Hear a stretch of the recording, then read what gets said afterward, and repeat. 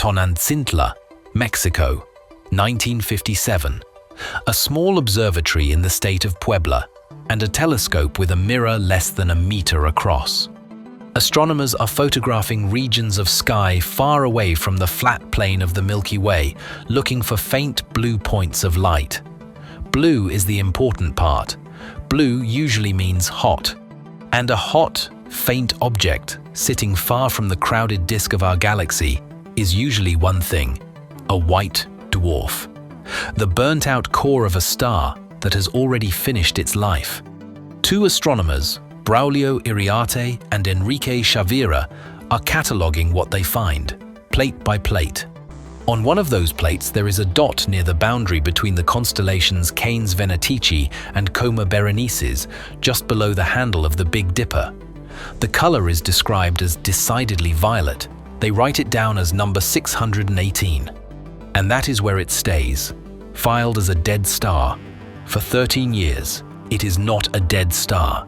It is the glow of matter falling into a black hole 10.8 billion light-years away, and the most widely cited measurement puts its mass at 66 billion times the mass of the Sun, heavier than every star in the Milky Way combined.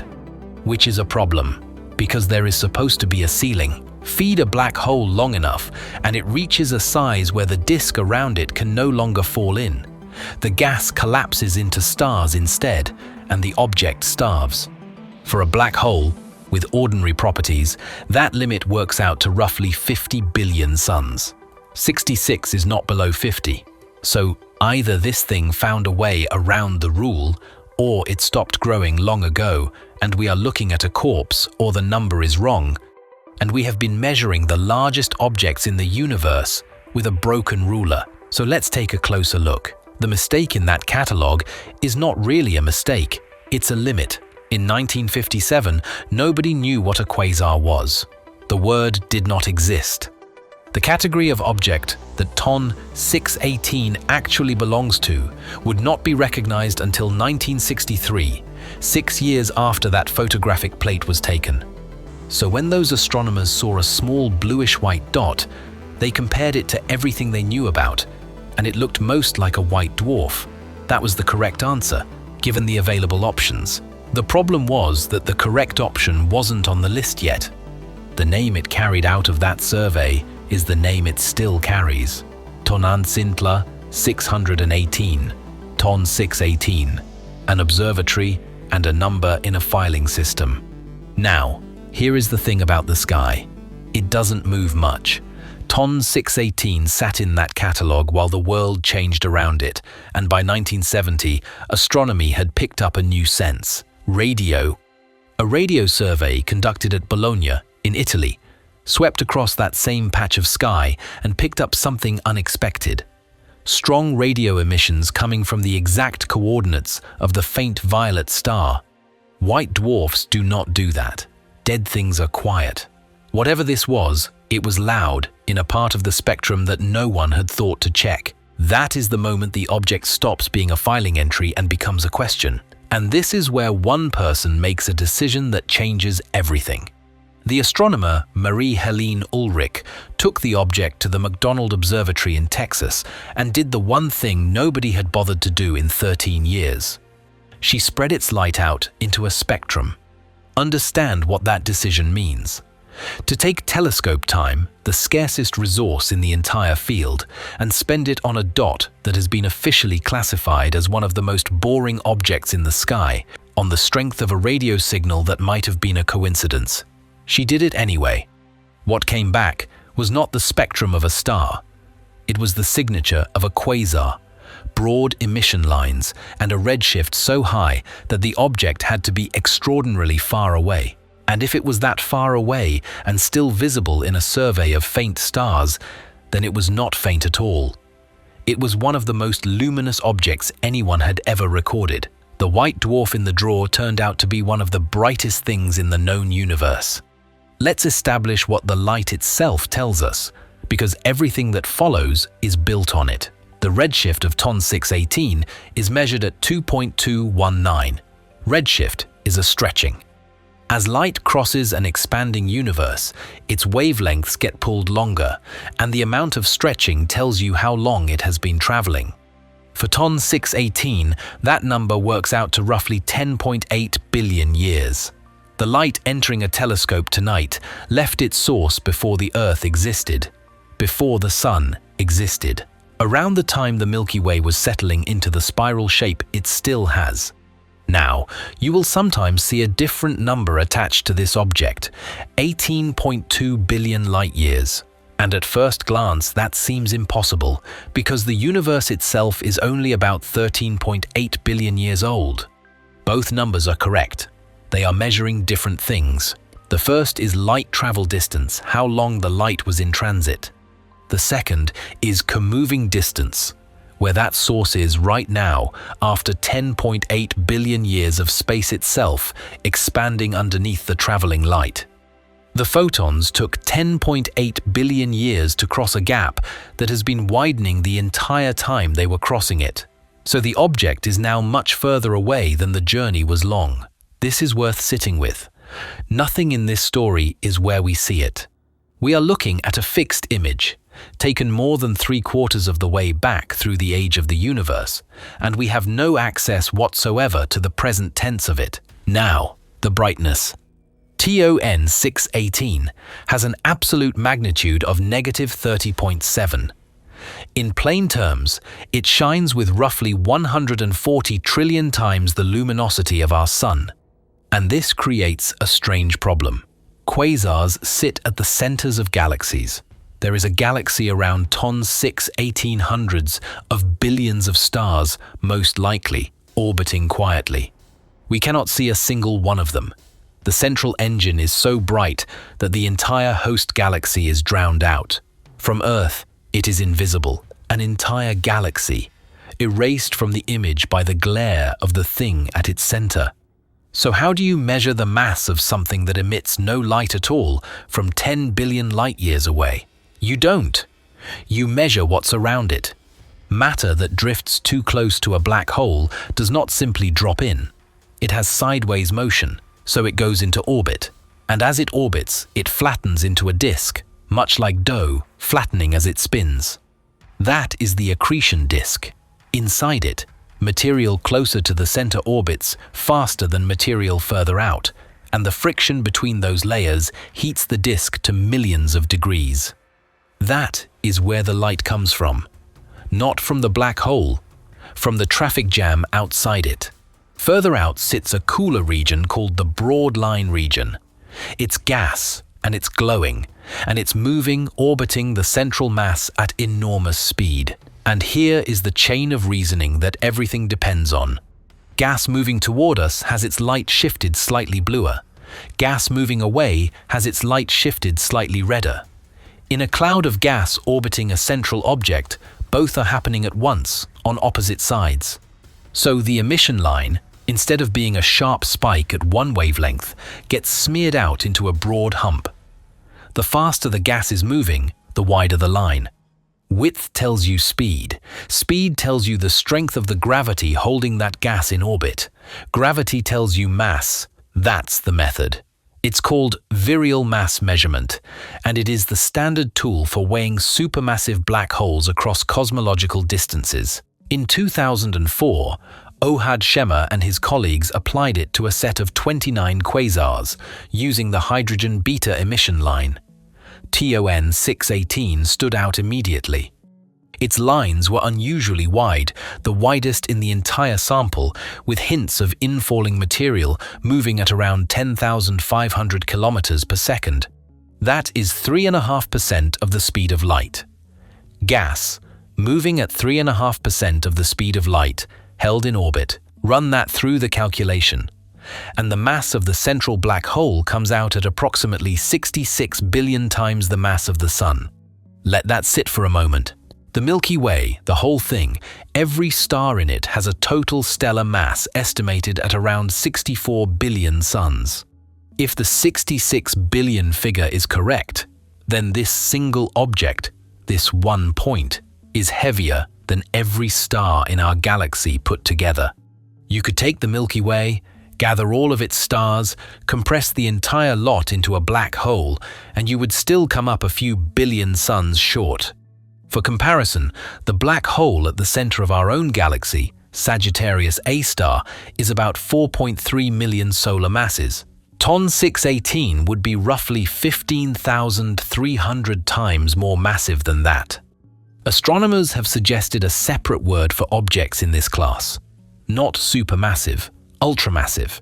Mass, for a black hole, translates directly into size. The event horizon, the boundary past which nothing, including light, comes back out, scales in a simple, linear way. Double the mass, double the radius. For a black hole weighing as much as our Sun, that radius is about 3 kilometers, a city. For Sagittarius A star, at 4.3 million solar masses, the radius is around 12 million kilometers, roughly 17% of the way out to Mercury's orbit. For TON 618 at 66 billion solar masses, the radius reaches approximately 1,300 astronomical units. 1 astronomical unit is the distance from the Earth to the Sun.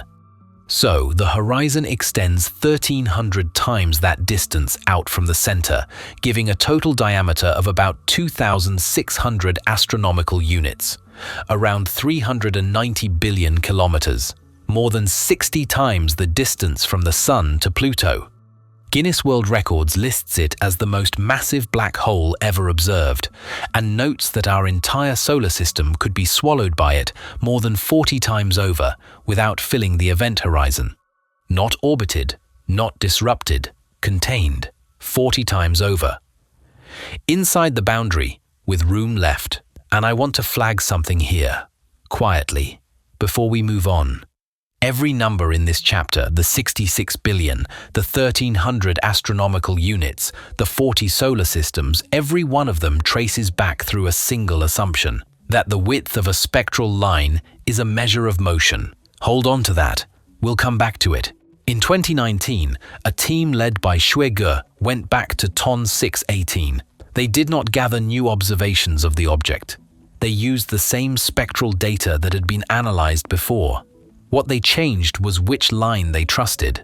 Instead of the hydrogen beta line, they measured a carbon emission line, a different feature, produced by different gas, in a different part of the same system, and that line reported a different speed.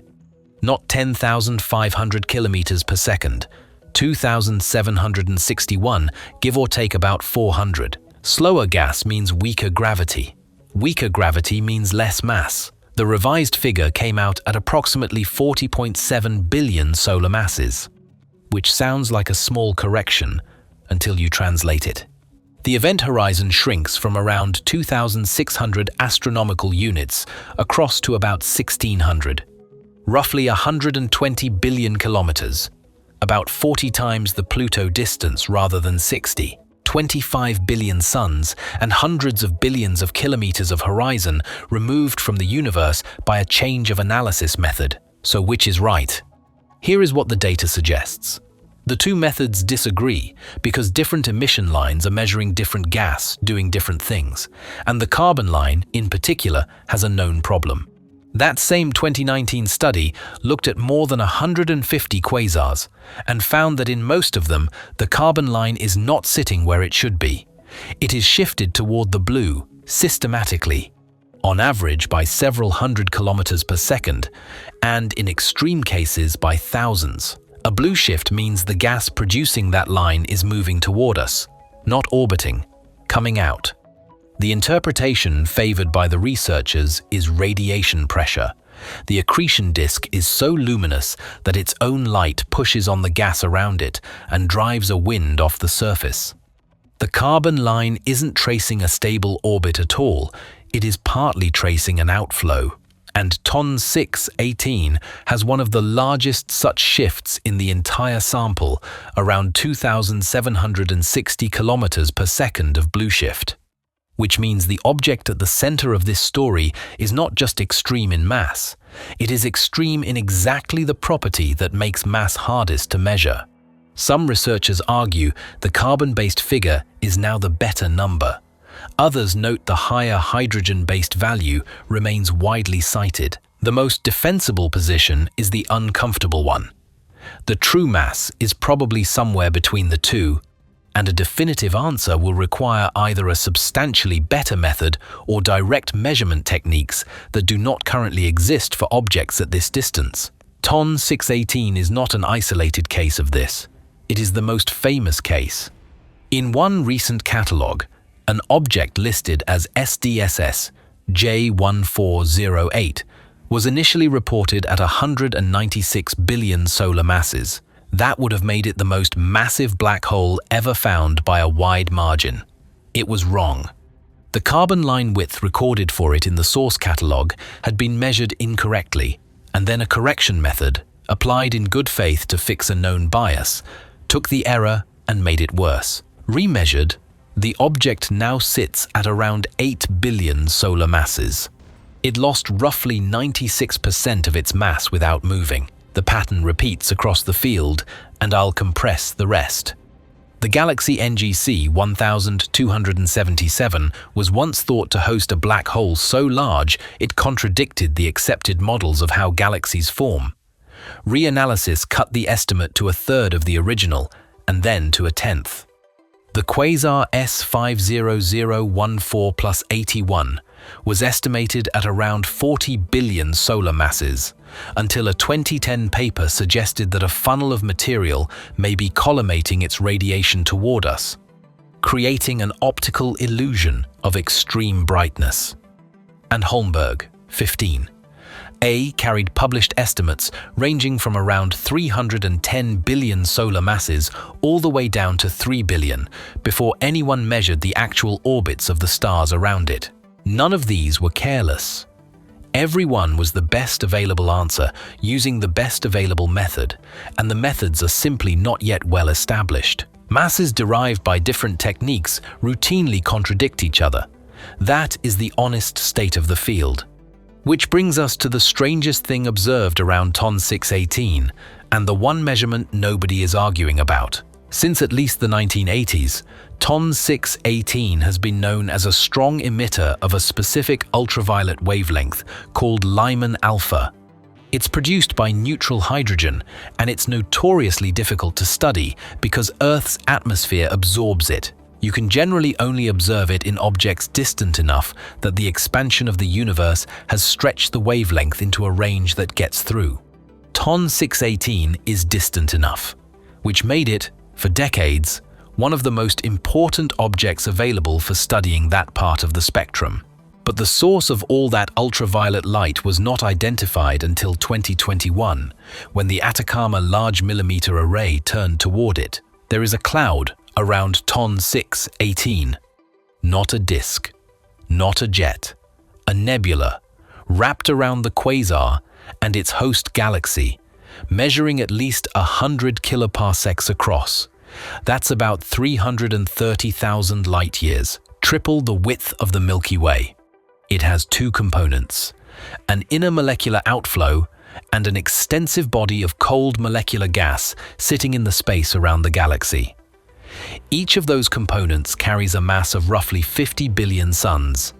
Both are aligned with the radio jet coming out of the central quasar. So picture it properly. At the center, a black hole somewhere between 40 and 66 billion solar masses. Around it, a disk bright enough to erase an entire galaxy from view.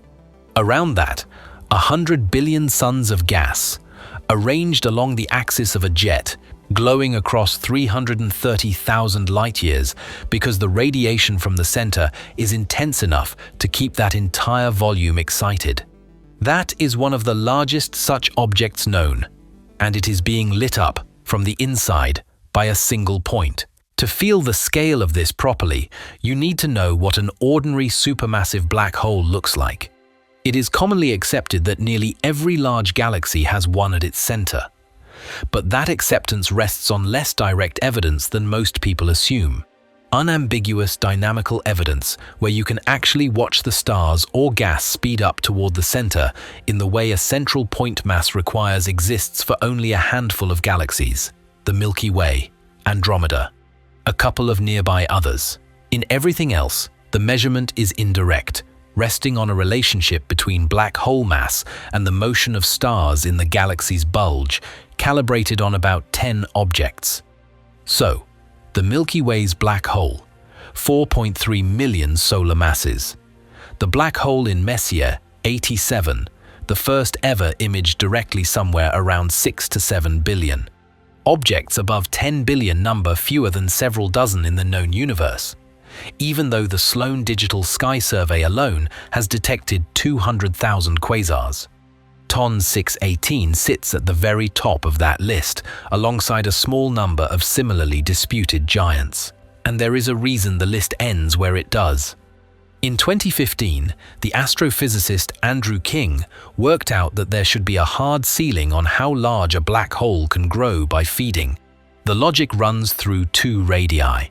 The first is the innermost stable circular orbit, the closest a particle can orbit before any small nudge sends it spiraling in rather than settling into a new path. In Newton's gravity, this boundary doesn't exist. In Einstein's, it does, and it moves outward as the black hole gets heavier. The second is the self-gravitational radius. Beyond that distance, gas in the disk is pulled more strongly toward itself than toward the black hole. This is why galaxies exist at all beyond that radius. Gas clumps, cools, and forms stars instead of falling inward. Both radii grow with mass, but they grow at different rates. And King showed that at around 50 billion solar masses, the innermost stable orbit gets pushed out past the self-gravitational radius. At that point, the black hole starves. Not because it stops pulling, but because the disk that feeds it fragments into stars before any of it can reach the point of no return. Stars are much better at evading a black hole's gravity than gas is. The feeding stops. 50 billion is the ceiling for a black hole with typical properties.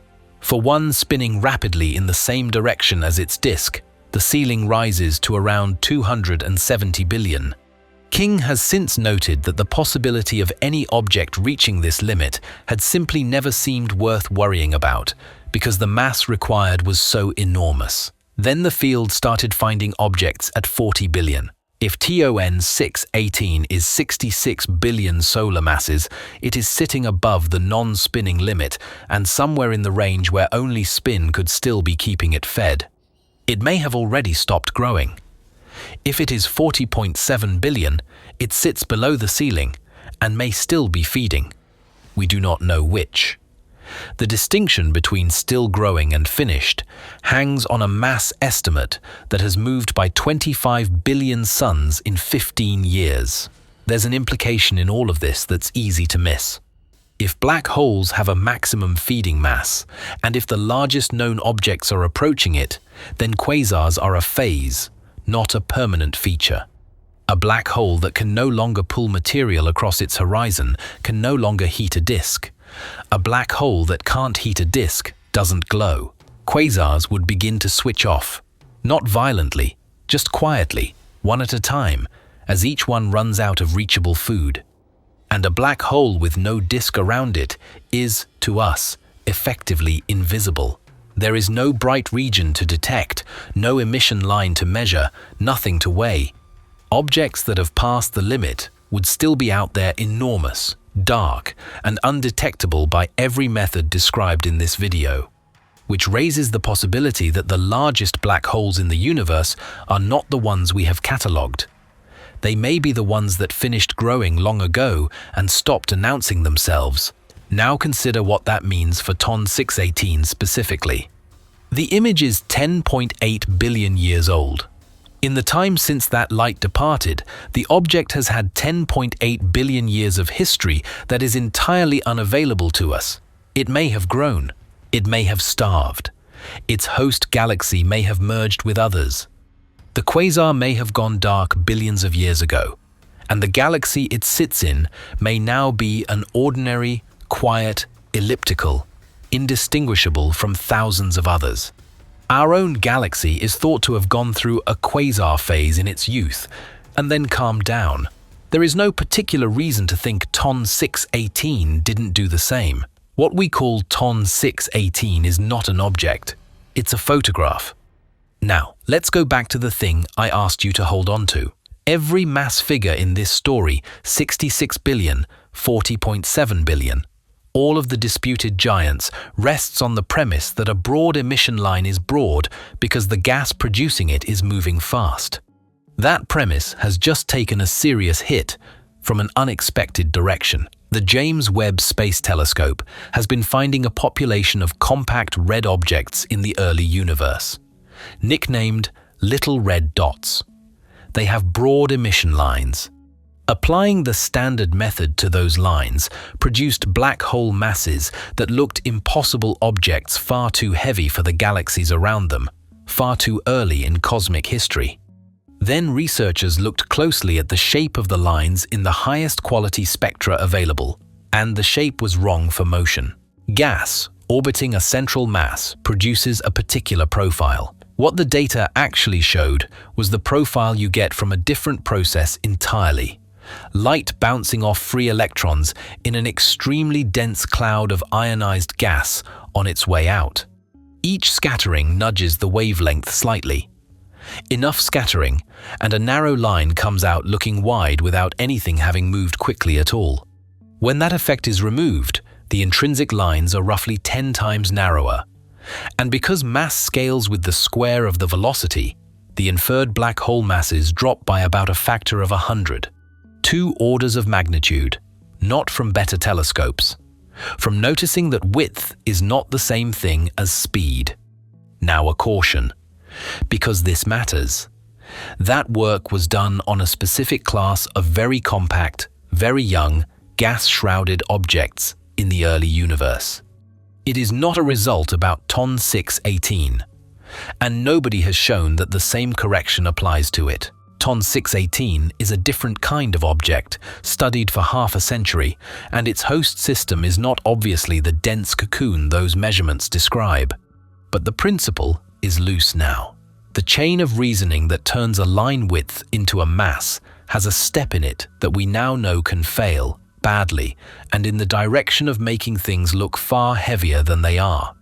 We have been weighing the largest objects in the universe with a tool that we are still learning how to read. Point a large enough telescope at the border between Canes Venatici and Coma Berenices, tonight you'd need 8 or 10 inches of aperture, roughly, and you can find it. A small bluish-white dot, magnitude 15.9, a little dimmer than Pluto. It doesn't look like anything.